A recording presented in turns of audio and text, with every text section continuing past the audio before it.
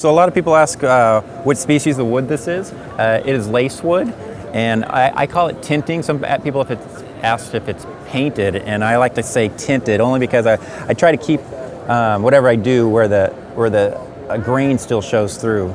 And if you can see that the main point of all these pieces, there's 71 different pieces to make up this Gecko, and again in my mind I'm using wood that has a grain, that has a direction, and to get the flow of the Gecko's skin to bend with it, I felt like I needed to cut it in pieces. And so what I tried to do is I tried to cut on different parts of the Gecko and the creases and stuff. So each of those are different pieces. So I can adjust the grain to contour to the Gecko's shape. And I threw some different types of wood in there. There's the lace wood, there's the yellow heart, and Paduk. These are all jigsawed, fitted, put in there. I also got ebony. And then, you can see the tinting on, this is ash in the background, just to give some depth. I like the idea of it being more 3D. And I've done that in different areas on the, even this one here kind of looks like it's floating because it's, just just by simply putting a tint just right underneath here, it gives it a feel of depth, like it's floating above everything. In the center here, you can see the grain, where I had to go a little deeper in tinting, where it's covering the grain. But that's where the shadowing also occurs. So I felt like, why don't I use a Q-tip and I'll just dab black finish that's tinted, and I just tap, and then you can see the lighter dots too, or where I just push a little harder, so the black tint gets pushed out and leaves a little lighter spot. So it's a nice contrast between the black and the white, and it gives it more depth in the crevices of the Gecko. If you look at the tail, you can see the soft green really took the tint well. I mean, that to me is what the Gecko skin looks like. I thought that's what a perfect wood for what I need.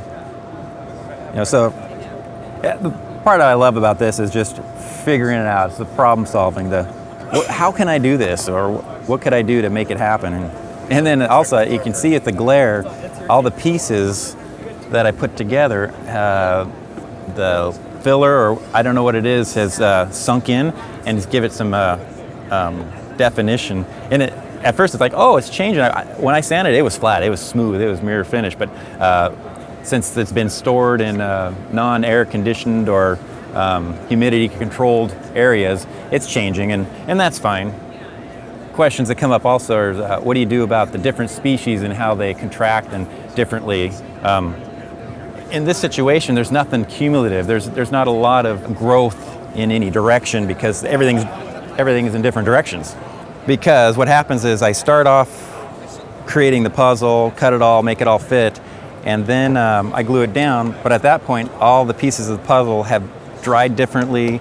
The curved pieces that I cut, I actually have to cut thicker because when they dry, the curve, when I put it in my kiln, it kicks. And so when it kicks, I have to file off one low end and file off the high end. So it has to end up being at least 3/4 in my head. And so when I go to sand it, I actually have to plane it first. I have an electric planer that I come by and I plane off all the high spots. I get a level out, a straight edge, and I start straight edging, planing the high spots off.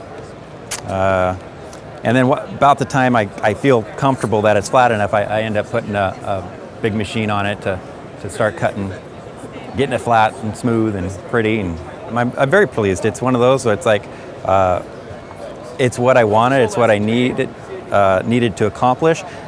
I mean,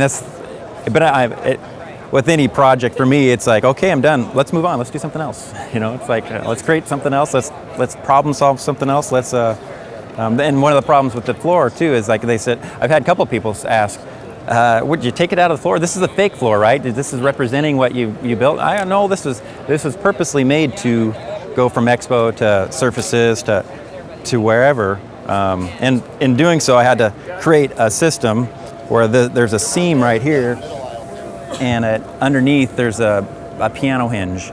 and there's two 4x10 sheets of plywood that fold on this hinge. And in my eye, having one straight line of seam didn't make sense, so I thought it'd be good to have this centerpiece, which is removable. You can see the silicone that I just fill in just so it doesn't look unfinished. And then at the end of the show, that all just pulls right out, doesn't stick to the finish, pulls right out, pack it up, ship it off, and it's ready to go somewhere else. And then also I can remove this and put something else in it. Like if I was at a different show, a log home show, I could do something either if it's wildlife or something that's more towards a log home residence needs, interests. And that's the fun of this. I can do anything, any interests, any needs, any. I have ability. I know I could do it. It'd be, give it to me. Let me figure it out. Let me make it.